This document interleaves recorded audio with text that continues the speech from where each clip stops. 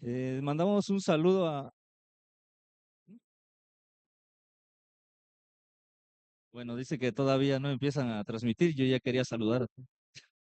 Bueno, pero con calma, ¿ya?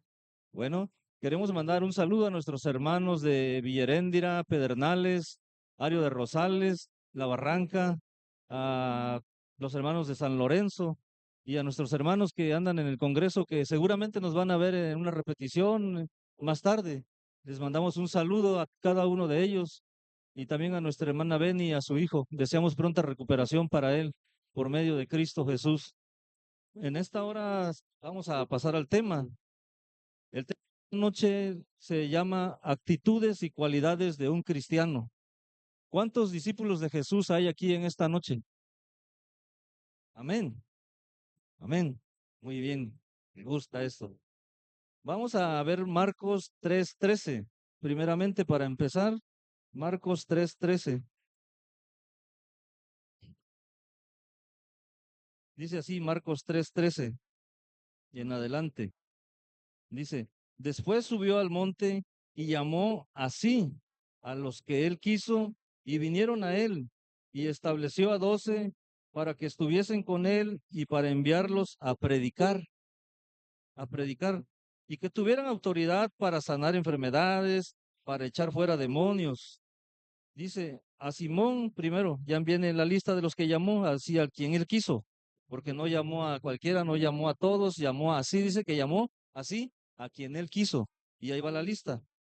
Dice, llamó a Simón Pedro, a Simón quien puso por nombre Pedro, a Jacobo, hijo de Zebedeo, a Juan, hermano de Jacobo, a quien apellidó Boanerges, esto es, hijos del trueno, Andrés, Felipe, Bartolomé, Mateo, Jacobo, hijo de Alfeo, Tadeo, hijo del cananista, y Judas Iscariote, el que le entregó, y vinieron a casa.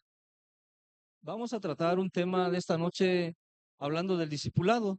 No es un tema que se va a dar en los próximos meses, en febrero, que se van a dar los sábados, miércoles y martes, parece. No es de esto. Únicamente este es un tema que puso el Señor en mí con ese deseo de compartirlo, porque me habló a mí en esta parte y dijo, pues tengo que compartirlo, no es para mí solo. Ya me pegó a mí, ahora toca compartirlo con mis hermanos. Este tema habla sobre un poco del discipulado. Del discipulado vamos ahora a Mateo 4:23. Mateo 4:23. 4:23 dice así. Y recorrió Jesús toda Galilea, enseñando en las sinagogas de ellos y predicando el evangelio del reino y sanando toda enfermedad y toda dolencia en el pueblo.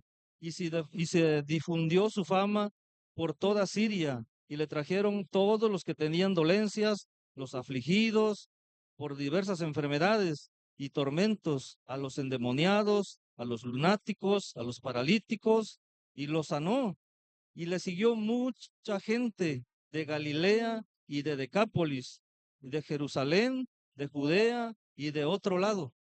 Vamos a tomar un tiempecito aquí, vamos a hablar para que pongas atención y no te pierdas, no te desvíes, no te distraigas. Vimos primero en Marcos que dice que llamó hacia así, o sea, los llamó hacia él, a quien él quiso, y nos da la lista.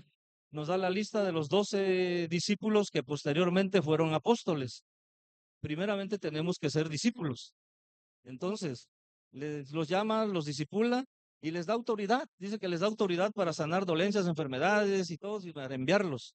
Ahora, Jesús viene haciendo un recorrido y pasa por todas estas aldeas o localidades, ciudades, pueblos, y pasa haciendo señales, prodigios, sanidades, milagros, y viene sanando lunáticos, paralíticos, enfermos, endemoniados. Viene, o sea, el ministerio de Jesús empieza en ese momento y empieza fuerte, empieza a lo que vino, y con él siempre sus discípulos. Esta noche vamos a entrar ahora a Mateo 5, Mateo capítulo 5, versículo 1 y 2. Dice así. Viendo la multitud, subió al monte y sentándose, vinieron a él sus discípulos y abriendo la boca les enseñaba diciendo, vamos a tomar otra vez el panorama. Jesús viene al mundo con un plan de reconciliarnos con el Padre, porque somos una humanidad pecadora, caída, todo. Entonces, su ministerio empieza, llama a 12 discípulos que los empieza a discipular, válgame la redundancia, empieza a trabajar en ellos y ahorita vamos a entrar a lo que es el Sermón del Monte. ¿Cuántos han leído el Sermón del Monte? El Sermón del Monte es una extensa, es Mateos del capítulo 5, capítulo 6 y capítulo 7. Es un extenso libro, son un sermón tan grande que tiene parábolas, bienaventuranzas, tiene un montón de riqueza ahí de parte de Dios dada. Entonces vamos a tomar nosotros nada más la primera parte, porque no terminaríamos hoy en la noche de hablar sobre el Sermón del Monte. Y ahí es donde el Sermón del Monte, donde empieza el discipulado personalizado de parte de Jesús hacia sus discípulos. Empieza a tener un trato directo. Y vemos que dice que él llamó así a quien él quiso y anduvo por esas ciudades, por esas aldeas, y al llegar a ese lugar, mucha gente lo seguía, lo buscaba. Entonces Jesús vio a esas personas y dice que subió a la montaña y con él sus discípulos. Aquí vemos tres puntos, tres puntos que vamos a tomar. Jesús sube a la montaña, pone a sus discípulos y la gente que lo seguía, la muchedumbre atrás. Ahí es donde empieza el discipulado. Jesús pone a sus discípulos en medio para que ellos vieran lo que él hacía, para que ellos aprendieran, para que ellos absorbieran, para que ellos empezaran a su discipulado. Porque nuestra iglesia se está llevando ahorita a un tema, o no es un tema, sino estamos mencionando mucho que vamos a ser discípulos, ¿qué? Discipuladores, discípulos, discipuladores. Va a empezar un seminario, unos temas que se van a dar los sábados, martes y miércoles. Se van a dar estos temas en diferentes horarios. ¿Para qué? Para que tú también seas parte de ese discipulado, que seas un discípulo discipulador. Por eso yo les preguntaba al principio, ¿cuántos son discípulos de Jesús? Amén, todavía somos discípulos. O estamos aprendiendo, estamos siendo discipulados. Y Jesús empieza a preparar a sus discípulos, empieza a trabajar en ellos, los llama, habla con ellos, tiene intimidad, en las parábolas, cosas que no entendían ellos, les son revelados a los discípulos. A la gente no, la gente las despedía, pero los discípulos pasaban tiempo con él. Los discípulos se quedaban con él, iban con él, cosas que no entendían. Maestro, ¿qué quiere decir esto? Ah, esto es esto, esto. A ustedes les son reveladas las cosas, no a los de allá. Entonces, nosotros en este momento ya vimos que estamos acá de este lado, que somos todos discípulos. Dice, amén. Que si no, yo les preguntaría, ¿de qué lado están? ¿Del lado de los discípulos, de los que están siendo discipulados? ¿O del lado de la gente que se queda del otro lado de la colina, abajo de la colina? Porque dice que Jesús se subía a la colina, ponía a los discípulos y luego el pueblo. Entonces, ¿de qué parte estás? ¿Allá en el pueblo que no sabe qué cosa? ¿O aquí con los discípulos que se están entrenando? En los discípulos, ¿ok? Ahí queremos estar. Y te decía yo que el Sermón del Monte es el primer sermón o el primer evento de discipulado personalizado por parte de Cristo. Cristo toma ese tiempo y por eso se extiende ese sermón por tres capítulos, capítulos 5, 6 y 7. Y Jesús enseña a sus discípulos y a la gente sobre algunas cualidades o bienaventuranzas. Hoy nada más vamos a hablar sobre las bienaventuranzas, porque si nos extendemos y agarramos parábolas y todo, te digo, no terminamos. Vamos a tomar las bienaventuranzas de Jesús. Y dice así, mira, las bienaventuranzas son son un perfil que cada uno de nosotros debemos tener si queremos ser o si somos discípulos de Jesús. Hay otra parte en Corintios donde dice que donde da un perfil, donde dice, el que desea obispado, buena cosa desea, pero debe de ser marido de una sola mujer, que tenga control de su casa. Es un perfil para el que desea obispado, no para cualquiera. Y este es otro perfil que vamos a ver aquí para ser un discípulo de Jesús, o si ya somos unos discípulos de Jesús en estas bienaventuranzas. Y vamos a ver el versículo 5, el capítulo 5, versículo 3, perdón.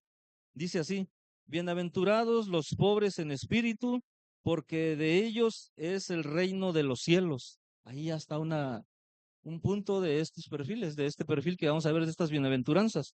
Dice, bienaventurados los que lloran porque ellos, no, perdón, bienaventurados los pobres en espíritu, porque de ellos es el reino de los cielos. Pero ¿qué significa bienaventurado? ¿Qué significa? Dice que significa feliz, dichoso. Algunas otras versiones, otros comentarios dicen 3 veces felices, que significa 3 veces felices. Sí, pero también significa bendito, feliz. Significa que estás impregnado de poder o de vida, o que eres un receptor de dones o gracia que dan vida. Todo eso significa esa bienaventuranza. Si a veces nada más la leemos así, bienaventurados los pobres en espíritu, porque de ellos es el reino de los cielos. Ya, está ahí. Pero no, dice que somos felices, porque estamos impregnados del poder de vida, o somos receptores de dones. ¿Cómo obtenemos los dones? ¿Cómo obtenemos los frutos del Espíritu Santo? Buscándolo, anhelándolo, pidiéndolos. Si no hemos tenido todavía esa llenura, esos frutos, todavía no los vemos reflejados en nuestras vidas, es necesario que pasemos tiempo, que busquemos la presencia del Señor, que nos sometamos. ¿Para qué? Para que podamos estar llenos, podamos estar completos, para que podamos ser llenos y transmisores de vida, receptores y transmisores de vida. Y luego dice, los pobres en espíritu. ¿Pero qué significa pobres en espíritu? Puede ser, a otras personas malinterpretan esta palabra. Pobres la llevan a la pobreza económica. Y dicen, no, pues es que hay que ser pobre. No, no se trata de eso. Porque vemos a veces personas ricas o millonarias, pero son pobres en espíritu. Son pobres en espíritu. Ser pobre en espíritu es una relación de actitud hacia nosotros mismos. Es una relación de actitud, es nuestra actitud. ¿Cómo me comporto? ¿Cómo soy? ¿Soy altivo? ¿Soy orgulloso? ¿Cómo? Hay pobres orgullosos. Soy pobre o me caigo, pero el orgullo me levanta. Así dicen algunos. Y hay personas ricas que también son pobres en espíritu. Y esto se trata de una relación de actitud hacia nosotros mismos, con nuestra relación hacia las cosas del mundo. ¿Cómo reaccionamos todavía con las cosas del mundo? Con los... Todavía no tenemos a veces control ni dominio propio. A veces tenemos las tentaciones y nos ganan. A veces queremos maltratar a alguien. Se nos atraviesa algo, se nos cae algo de la mano y se nos salen los sapos y las culebras. ¿Cómo reaccionamos? De eso trata esto, ser pobres en espíritu. Nuestra reacción con las cosas, ¿cómo reaccionamos? A veces que decimos, no, yo puedo solo, yo. Lo que necesitamos es saber y entender y creer que nosotros no podemos hacer nada por nosotros solos. A veces decimos, no, yo cuando quiera dejo de hacer eso. Yo cuando quiero dejo el orgullo. Yo cuando quiera dejo. No podemos, ni siquiera eso podemos hacer, mucho menos salvarnos a nosotros mismos. La salvación es por gracia, no es por obras, no es por nada de eso. Es por gracia la salvación, por ese motivo. Bueno, ahora vamos a pasar al versículo 4 de Mateo 5. Versículo 4 dice así: bienaventurados los que lloran, porque ellos recibirán consolación. Bienaventurados los que lloran, porque ellos recibirán consolación. ¿Has visto a alguien llorar? ¿O hay alguien que sea chillón? Sí, pero ¿quién va a consolar a esos que lloran? ¿El Señor? No, los vamos a consolar nosotros. Nosotros los vamos a consolar. Nosotros tenemos ese trabajo. Nosotros los cristianos, los discípulos de Jesús y los discípulos discipuladores. vamos a consolar a esas personas, pero a veces no podemos o a veces no lo hacemos porque no hemos no hemos pasado todavía por ese proceso. Es necesario que pasemos por el proceso. A veces, allí donde estamos sentados, aquí en la iglesia, alguien nos va a lastimar, alguien nos va a frustrar, alguien nos va a pegar, nos va a pisar el dedo chiquito, el callo que tenemos en el dedo chiquito, y vamos a sentir dolor, vamos a sentir, pero es necesario. A veces Dios deja y permite que eso suceda para que madures, para que maduremos, para que seamos fuertes, para que estemos cimentados, para que verdaderamente sepamos, ah, no, yo me agarro, otros agarran y se van. Ahí son bien malos, no vayas a la iglesia. A otros aprenden sabiduría, otros aprenden cordura, otros aprenden. Y viene otra persona y viene, hermano, ¿qué te pasa? Y viene y te consuela, te abraza, te da palabra. Ah, mira, las cosas son así, vamos a ayunar, vamos a orar, vamos, y ya te ponen, te dan tu abrazo, no, las cosas no son así. Y sigues adelante. Y eso va formando carácter, eso va formándote como un discípulo de Jesús, como un discípulo discipulador, un discípulo que consuela a los que lloran. De otra manera no vamos a poder consolar, no vamos a poder abrazar a nadie si no pasamos por ese proceso. Si nos dicen, si nos pisan el dedo chiquito y nos vamos, somos como los que entran a la milicia y desertan, ¿sí? Muchas personas se dan de alta en la marina, en el ejército, en las policías y no aguantan el trato y desertan. Yo me voy, quiero estar con mi mamá y se van. Entonces, aquí hay que pasar un trato, hay que pasar un proceso para que podamos resplandecer. Ahora, vamos al versículo 5. Versículo 5 dice así: Bienaventurados los mansos, porque ellos recibirán la tierra por heredad. Este es otro versículo. Dice así: Bienaventurados los mansos. Esta palabra, este término, no nos gusta. Manso, ni que fuera animal para ser manso. Y sí, la palabra esa se emplea para amansar algunas bestias, algunos animales, por ejemplo, los caballos, los bueyes, los burros, animales que usamos para nuestro trabajo, para nuestra labor diaria. Los que trabajan en el campo, amansan caballos, amansan bueyes, amansan, pero de la manera que Jesús usa esta palabra, no es de esa manera, que seas un manso que te agarran y ya, no. Jesús la utiliza de otra manera. Este término dice la usa Jesús, no significa debilidad. Te voy a dar unos ejemplos. Moisés. ¿Cuántos han leído la historia de Moisés? Moisés desde que nació en un momento difícil, un momento donde había un decreto que tenían que matar a todos los niños que nacieran varones. Entonces Moisés fue rescatado, lo tiraron en el río, lo rescató la hermana del faraón y Moisés creció como un príncipe. Moisés creció educado de la mejor manera. Podría ser que tuvo unos profesores particulares, personalizados. Él sabía de guerra, sabía de todo. Era un príncipe, literalmente, porque era el hijo adoptivo de la hija del faraón.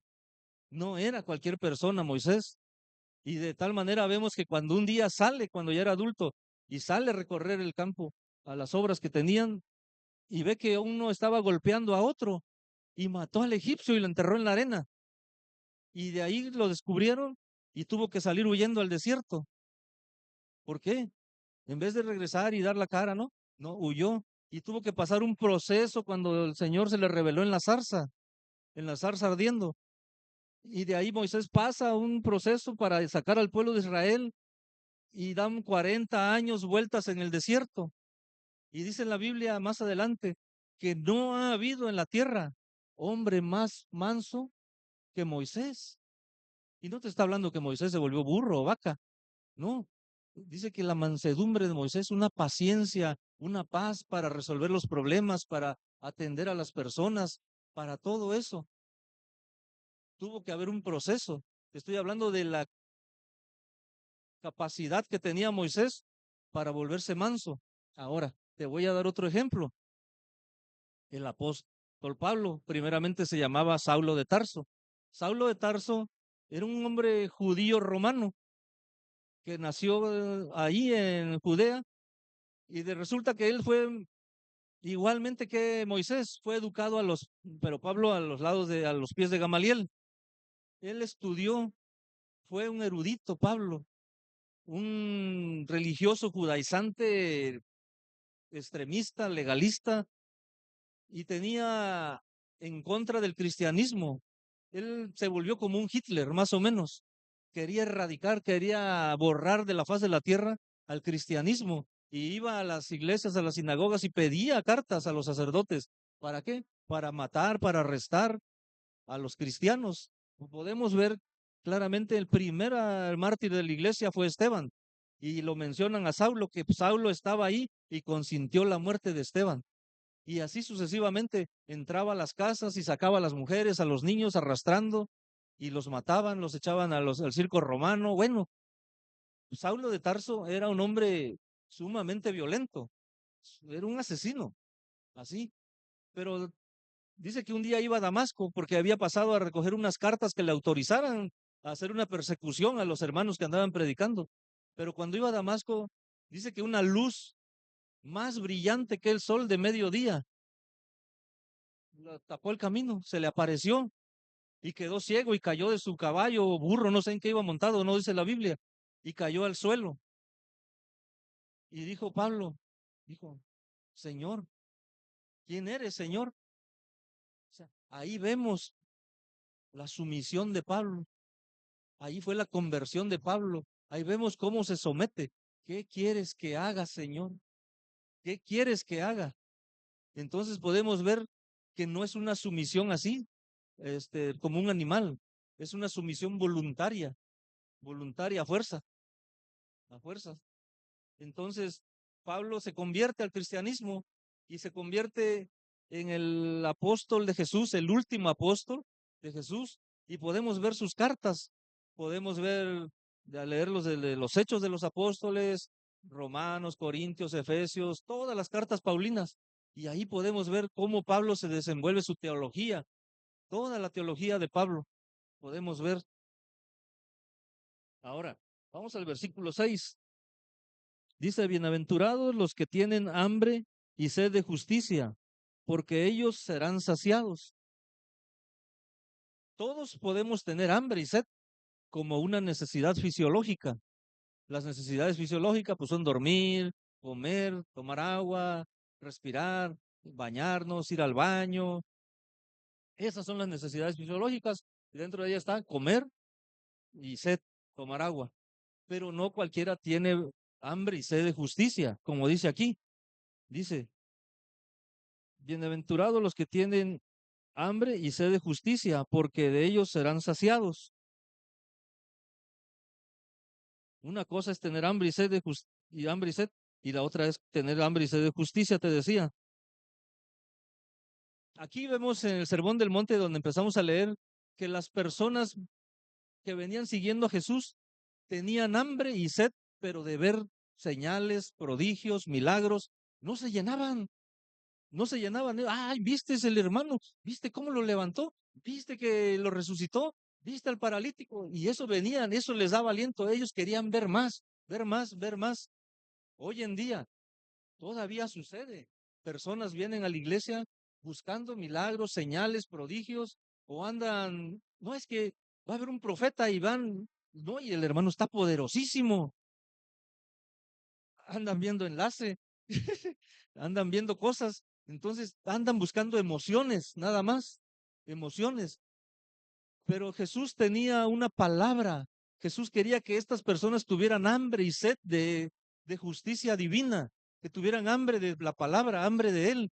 Jesús tenía preparado una palabra para ellos, pero ellos no se daban cuenta. Ellos querían ver milagros, querían ver señales, querían nada más estar emocionalmente, nada más vivir de emociones. Si tú tienes y sed de justicia, hambre y sed de justicia, de ver cómo se pierde la gente allá afuera o acá adentro, porque hay personas que vienen, pero no se quedan, se van. se pierden. Hay personas que vienen, pero no han nacido de nuevo todavía. No se han arrepentido, no se han entregado al Señor. Y son cosas que a veces pues, es que sí venía, pero ya no. Entonces, necesitamos tener hambre y sed de justicia, hermanos. Si tú tienes hambre y sed de justicia, el Señor siempre va a tener una palabra para ti, para saciar esa hambre, esa sed de lo que tú estás pasando, de lo que tú estás viviendo. Siempre el Señor va a estar ahí. Vamos al versículo 7. Versículo 7. Bienaventurados los misericordiosos, porque ellos alcanzarán misericordia. La palabra misericordioso significa amando con gracia, amando con gracia. ¿Cuántos aman a sus hermanos aquí? Amén, no los escuché. Yo quiero amar a mi prójimo, dice el meme, pero no colabora, no se deja. Dice, amando con gracia, necesitamos amar. Y la gracia es un don, es un regalo, un gratis, es gratis, amando con gracia. Si nosotros queremos compartir el mensaje de la palabra de Dios, tenemos que estar llenos de amor para poder hacerlo. De otra manera, no podemos llevar el mensaje, no podemos predicarle a nadie. Una vez platicaba con una persona, fui a su casa y estaba platicando con ella y le digo, ¿y qué hacen? Pues también son cristianos. Pues sales a evangelizar, repartes folletos, van a las misiones y empecé a platicar con ella. No, no, le hablas a tu vecino cuando vas a la tienda o saben que eres cristiano. No, pues nada más nos la pasamos encerrados. ¿Qué les decimos? Es que a veces ni yo mismo me siento como si, como con valor para decirle algo. O sea, si no tienes amor, si no has nacido de nuevo, no tienes esa capacidad, cuidado, cuidado. Debemos amar genuinamente, no emocionalmente, no. Ay, hermano, te amo, hombre, te extrañamos. Mentira del diablo, no es cierto. Ya lo sueltas y que Dios te bendiga. Debemos amar genuinamente, genuinamente. Cuando tú compras un pantalón, antes pues se compraban los pantalones del Levi's, decían pantalones genuinos. Y ya empezabas a buscarle adentro los botones, los remaches y que acá atrás tuviera una letra por todas partes, porque decía genuino, no era clon, no era así. Entonces nosotros también debemos amar genuinamente, genuinamente. ¿Por qué? Hay que recordar que la humanidad es la máxima creación de Dios. Nosotros somos la máxima creación de Dios. Y así que tenemos que amar como Dios ama, como Dios nos ama. Versículo 8, vamos al 8. Bienaventurados los limpios de corazón, porque ellos verán a Dios.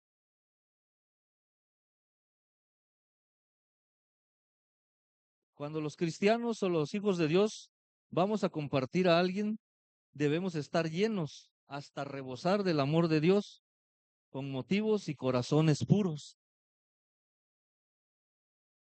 Debemos tener un corazón limpio para poder compartir, estar llenos, saciados del amor de Cristo, rebosando en nosotros. Vamos a ver Santiago 4, 1 al 3. Santiago 4, 1 al 3. Hasta allá por Apocalipsis, si tienes Biblia, si no en la pantalla ya está, mira. Dice, ¿de dónde vienen las guerras y los pleitos entre nosotros? ¿No es de nuestras pasiones las cuales combaten en nuestros miembros? ¿Que sigue?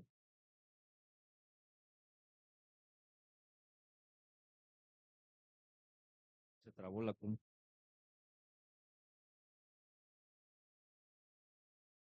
Dice, codicias y no tienes, matas y ardes de envidia y no puedes alcanzar, combates y luchas, pero no tienes lo que deseas, porque no pides. ¿Que sigue? Porque no pides. Bueno, entonces Te decía yo en el 8, bienaventurados los de limpio corazón, porque ellos verán a Dios. Si en nuestros corazones están estas cosas que leímos, no tenemos un corazón limpio, porque a veces no es necesario que literalmente vayamos y matemos, que hagamos esas cosas. A veces en nuestra mente, en nuestras emociones, en nuestros deseos, destruimos, hacemos cosas con nuestras palabras y no podemos, necesitamos tener un corazón limpio. Vamos al versículo 9 de Mateo. Bienaventurados los pacificadores, porque ellos serán llamados hijos de Dios. Los pacificadores. ¿Cuántos pacificadores hay? O puro mecha corta acá. Puro mecha corta. Dice, este concepto de pacificador nos habla de la reconciliación. Si somos pacificadores, vamos a tratar de que las personas se reconcilien. No vamos a ir a ver como los chamaquitos de antes, a ver quién escupe primero. No, vamos a ser reconciliadores. Nos está hablando de la reconciliación, pero hay un problema que tiene el mundo. El mundo se separó de Dios por el pecado. El pecado no permite que el mundo se pueda reconciliar con Dios. Cuesta mucho trabajo. Y para eso estamos nosotros, los discípulos de Cristo, para reconciliar a las personas, para llevarlos a la reconciliación con Dios, con su Creador, que sean reconciliados. Jesús, cuando vino al mundo, vino a reconciliarnos con el Padre. En la cruz del Calvario, en ese sacrificio eterno que hizo, nos reconcilió, pagó por nosotros. Entonces, en esa cruz, para darnos vida eterna, entonces a nosotros nos toca ser reconciliadores, de acuerdo a este versículo de la parábola. Ser reconciliadores. Vamos a ver segunda de Corintios 5, 18 y 19. Segunda de Corintios 5, 18 y 19.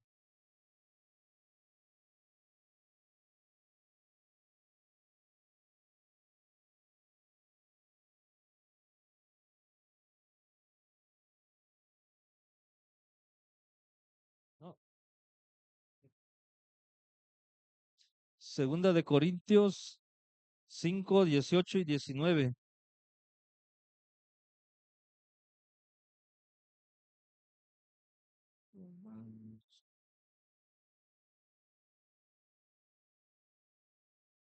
Dice así, y todo proviene de Dios, quien nos reconcilió consigo mismo por Cristo y nos dio el ministerio de la reconciliación.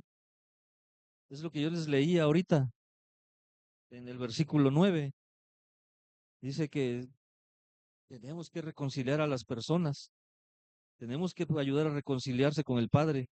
Dice que Dios estaba en Cristo, reconciliando consigo al mundo, no tomándoles en cuenta a los hombres sus pecados, y nos encargó a nosotros la palabra de la reconciliación. Nos las encargó, nos encargó la palabra de la reconciliación. Ese versículo 9 de Mateo, bienaventurados los pacificadores, porque ellos serán llamados hijos de Dios. Si tú eres un reconciliador y tomas en cuenta el versículo que acabamos de leer, que tenemos un encargo, el ministerio de la reconciliación. Ya Cristo ya pagó, lo leímos en el mismo versículo anterior, que dice que Él ya pagó, ya lo hizo en la cruz del Calvario. Ahora nos toca a cada uno, a cada uno.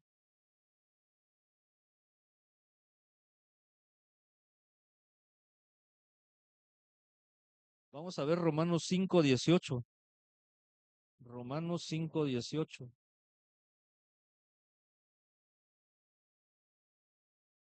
Romanos 5:18.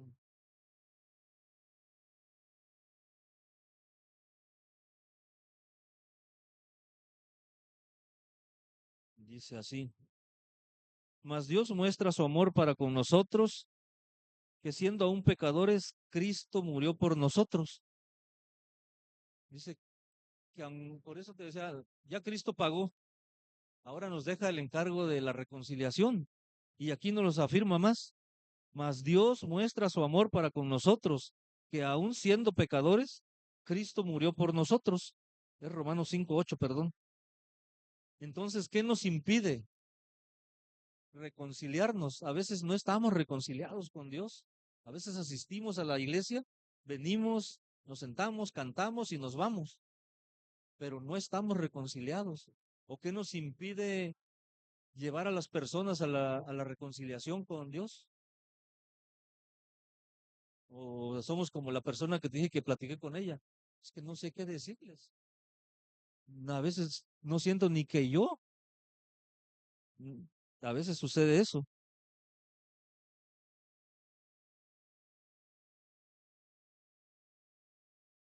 Ahora, el versículo 10 de, ahí volvamos a Mateo 5.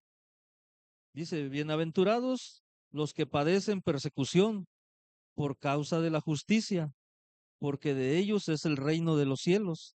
Este versículo 10 se enlaza con el versículo 11, se complementan. Dice así, bienaventurados son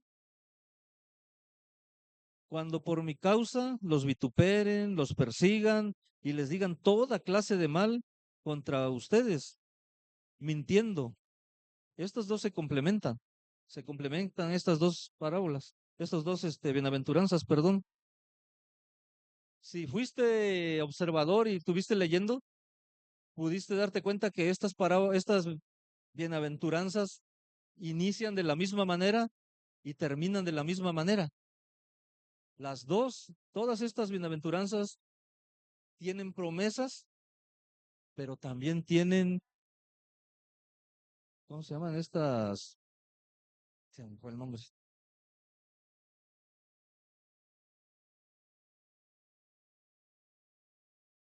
Tienen advertencias, te advierten. Tienen advertencias y tienen promesas. Pudimos verlas, te las voy a recordar o te las voy a poner. Las advertencias y las promesas.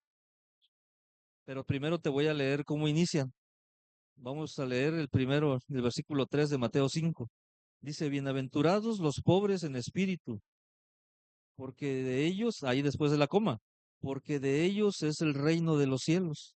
Ahí está la promesa, el reino de los cielos. Ahora, vamos a la número 10, el versículo 10. Dice, bienaventurados los que padecen persecución por causa de la justicia. ¿Por qué?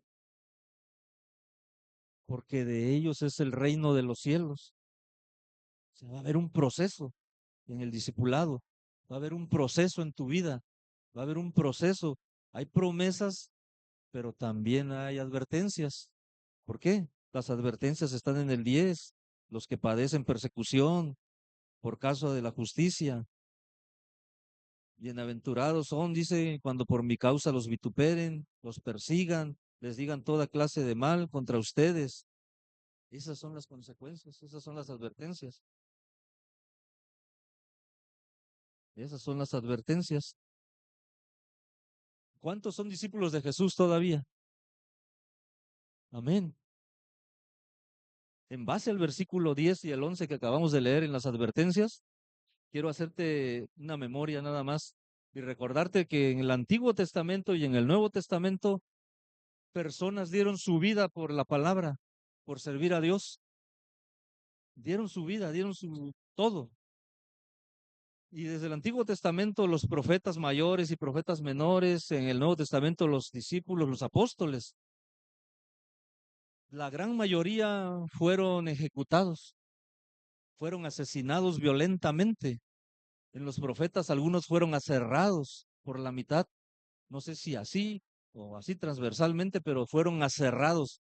Y no era con sierra eléctrica, eran las sierras que habían antes, que uno se paraba de un lado y el otro de este, y jálale, y dale, hasta que termines. De esa manera, fueron aserrados, otros se los echaron a los leones, otros fueron quemados vivos, otros murieron a espada, otros murieron apedreados. otros murieron crucificados de cabeza. En el Nuevo Testamento los únicos dos que murieron diferente fue Juan y Judas. El apóstol Juan murió en una isla de longevidad, anciano. Él tuvo esa oportunidad porque primero lo metieron a un caldero. Un caldero es una olla grande con aceite hirviendo y ahí lo aventaron para que hicieran como un chicharrón, pero no le pasó nada. Salió y lo desterraron y el Señor le permitió que llegara a una vejez y pudiera escribir el libro del Apocalipsis. Judas, todos sabemos que se ahorcó y no sé si se reventó el mecate o la rama cayó y se despedazó, se reventó. Entonces, podría ser que tú tengas el llamado en esta noche, en tu vida, o ya lo tengas desde antes, no esta noche, pero estás dispuesto a dar tu vida por el Señor. Amén. O si entran unos hombres armados aquí y nos dicen, ¿cuántos son cristianos aquí? A ver, los vamos a matar. Te aseguro que, o nos vamos a llevar a sus hijos. Te aseguro que dirías, no, ya me voy, con permiso. Es difícil, pero tenemos que tomar esa decisión. Por eso te decía yo, ¿cuántos son discípulos y cuántos quieren ser discípulos? Es difícil, difícil, difícil, pero es una decisión propia, es una decisión personal que debemos de tomar cada uno. Lo cierto en todo esto es que tenemos que tener una buena actitud ante cualquier circunstancia adversa que venga a nuestras vidas. Ahora, quiero hacerte unas preguntas. No hacértelas yo, sino yo las voy a leer, pero que tú te las hagas. Que tú te las hagas y te las respondas internamente. No, no te levantes y digas, yo. No, tú respóndetelas. Número 1, ¿soy pobre en espíritu? Es la número 1. ¿Soy pobre en espíritu? Número 2, ¿me someto mansamente a la voluntad de Dios? Número 3, ¿tengo hambre y sed de justicia? Número 4, ¿soy misericordioso? Número 5, ¿es mi corazón puro? ¿Tengo un corazón puro? Número 6, ¿busco ver almas redimidas para Dios? Número 7, ¿haré la obra de la reconciliación? Número 8, ¿estoy dispuesto a dar mi vida por causa de Cristo? Respóndete tú, hermano. Estas son unas características que nos dan el perfil que yo te decía para ser un discípulo de Jesús, o si ya somos unos discípulos de Jesús. Ahora, si ya tienes contestada, dijiste sí a todas o a la gran mayoría de estas preguntas, ya estás del otro lado, ya la hiciste, ya la tienes. Y si es así, fíjate, después de que Jesús dio las parábolas, les dice a sus discípulos, ustedes son la sal de la tierra, pero si la sal se desvanece, ¿con qué será salada? Si no sirve más para nada, sino para ser echada afuera y hollada por los hombres. Ser echada afuera y hollada quiere decir que a veces cuando las personas tienen sal o se les mojan las grandes cantidades de sal, pero la sal tiene un mineral y cuando se moja, esos minerales se pierden, todas esas propiedades. Sí, está salada, pero ya no tiene las propiedades necesarias. Entonces esa sal ya no sirve, ya no sirve. Y dice que será echada, pues tírala, ya no sirve y la gente la pisa. Eso es ser hollada, ser pisada. Pero uno de los principales componentes de la sal o beneficios de los que se ocupa la sal era la conservación como un preservador. Entonces, la sal se ocupaba para los alimentos. Primeramente se usó como salario. Se le pagaba con sal a los soldados y les daban sus bolsas de sal y con esa compraban y vendían.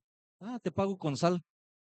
Pero después vieron que tenía un poder grande de conservar y se usaba para que las carnes no se pudrieran. se impregnaban de carne y se ponían al sol. Luego, no sé si has visto el proceso del jamón serrano.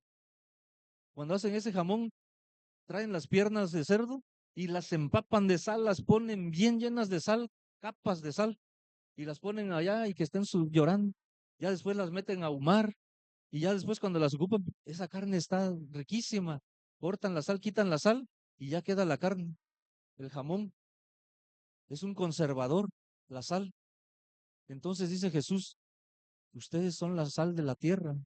Debemos conservar, evitar que el pecado siga minando, que las personas se sigan perdiendo. Y ese es el valor que tenemos, como Jesús nos ve. No nada más lo ocupas como por sazonador. Muchos dicen, es que somos la sal de la tierra, somos los que le damos sabor, si no, no hay ambiente. No se trata de eso. No, no se trata de que evitemos, de que preservemos, de que conservemos, que las cosas no se contaminen. De eso se trata. Ahora, también dice así en el versículo 14, ustedes son la luz del mundo. Una ciudad asentada sobre el monte no se puede esconder. Por ejemplo, cuando nosotros, si tú has ido al malecón de la cultura y las artes, el malecón, nuestro malecón, y ves hacia allá Guacamayas, se ven las luces en el cerro. Oh, se ve bonito de allá. O cuando vienes de Morelia, de Santa Casilda, bajando hacia los Cuatro Caminos, ves en el cerro un lucerío.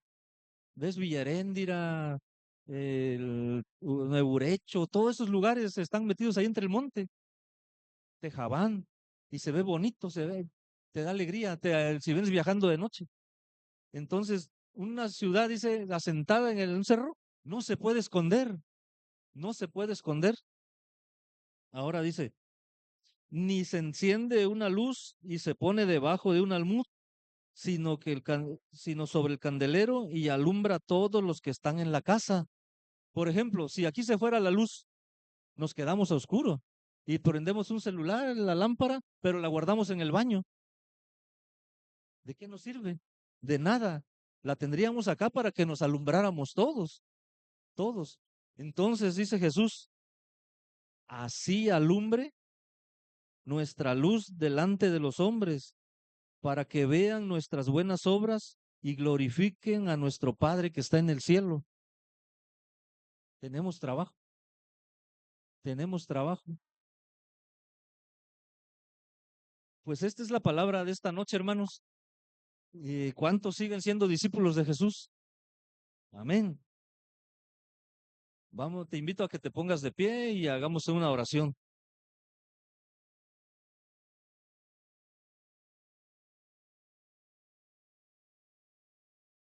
Padre, en esta hora venimos delante de tu presencia, dándote gracias, Señor, por la oportunidad que nos das de estar en esta noche aquí reunidos.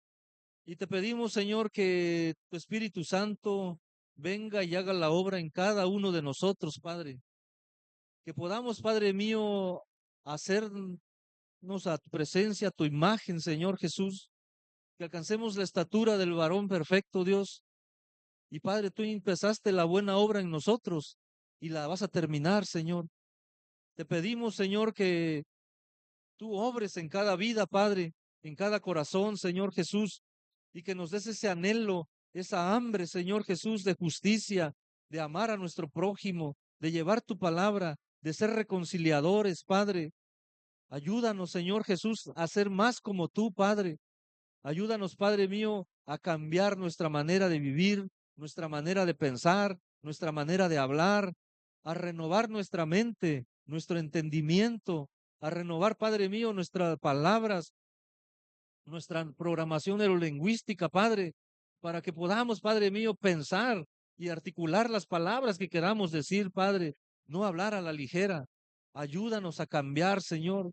Ayúdanos, Padre mío, queremos ser discípulos tuyos, queremos ser discípulos discipuladores, queremos llevar tu palabra, queremos llevar, Padre mío, a la reconciliación contigo a las personas.